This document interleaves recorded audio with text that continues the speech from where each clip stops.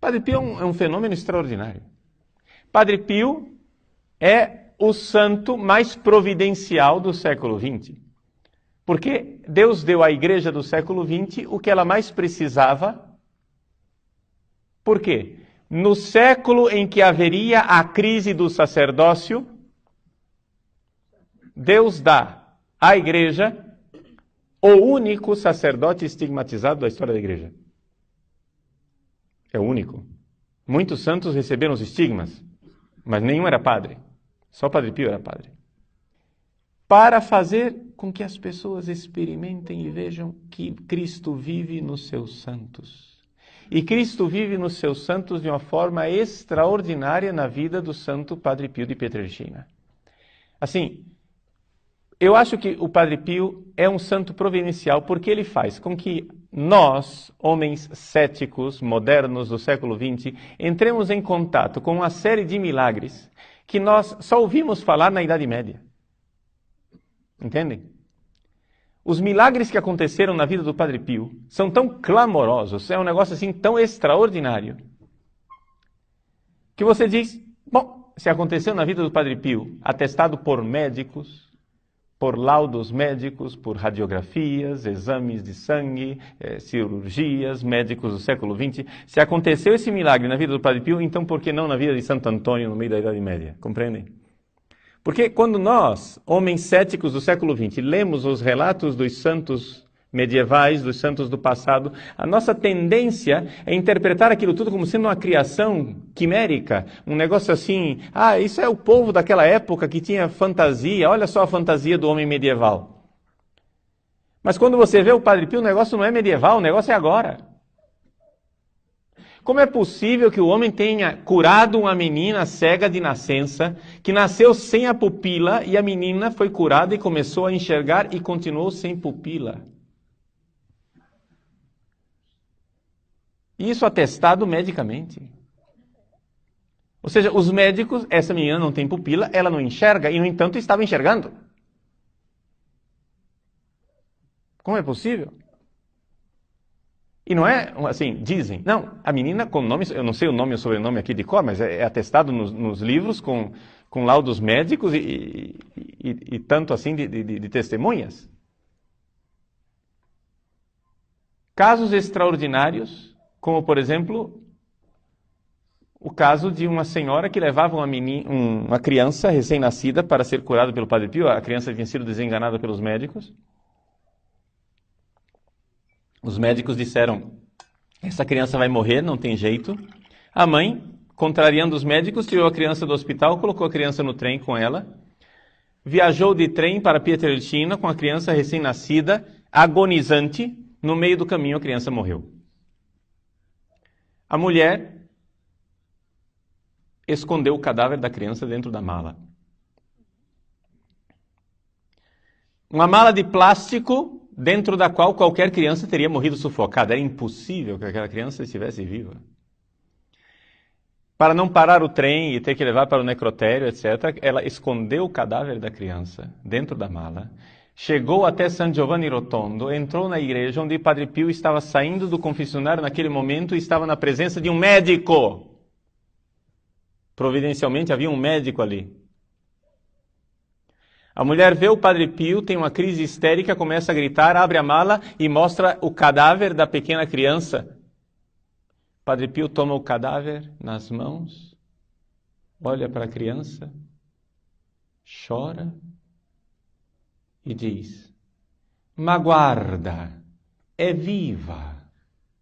E entrega a criança viva nas mãos da mãe. O médico que estava ali presente disse, era impossível que aquela criança estivesse viva. Eu vi a mãe tirar a criança de dentro da mala. Qualquer criança teria morrido sufocada.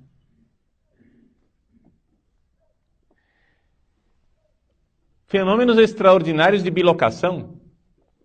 Um médico ateu em Roma recebe uma chamada noturna de um paciente agonizante e vai atender o paciente no meio do caminho, de noite, no escuro, dentro do seu carro, aparece um frade dentro do carro dele.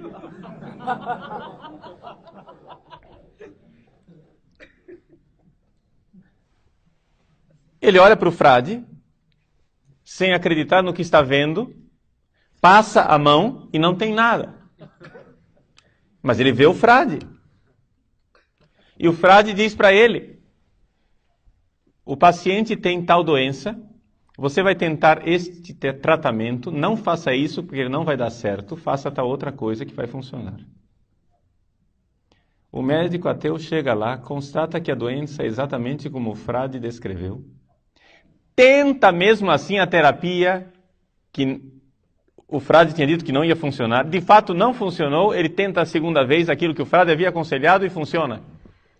Quando finalmente ele descobre quem era o frade, porque viu uma foto de São Pio e reconhece o frade daquela noite, ele vai imediatamente para São Giovanni Rotondo. Quando chega lá, o Padre Pio está rodeado de pessoas, um número enorme de pessoas ao redor do Padre Pio. O Padre Pio vê o médico que entra na sala e diz para ele: fulano, que belo médico você é, né? Precisou da minha ajuda para dar certo.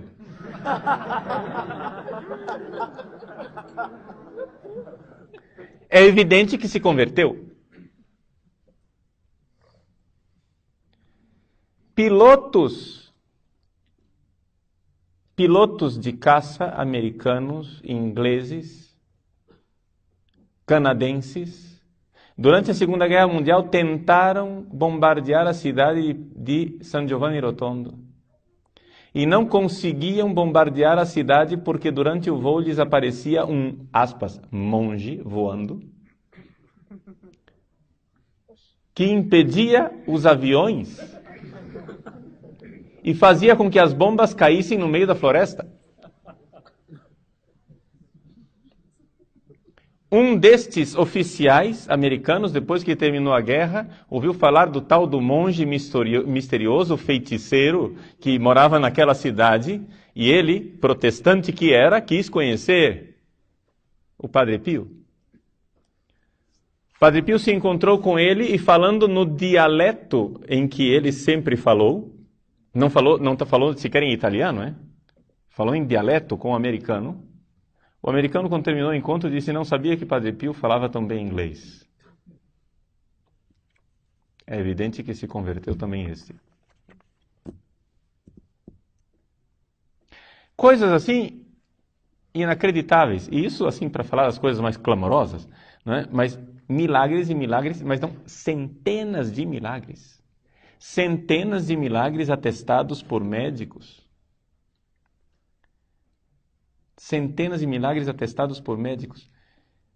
E ver aquele homem com aquelas chagas, sofrendo, casos, assim, carregando o sofrimento de Cristo no seu corpo. Padre Pio, antes de receber as chagas, ele tinha febre de 48 graus, de 58 graus. Colocavam um termômetro nele e ele estourava os termômetros. Não havia termômetro humano que medisse a temperatura dele. Eles pegavam um termômetro de banheira para conseguir medir a temperatura de Padre Pio. Era medicamente impossível que aquele homem estivesse vivo com aquela febre. E, no entanto, estava lá. E o Padre Pio dizia muito acertadamente: eu sou um mistério para mim mesmo.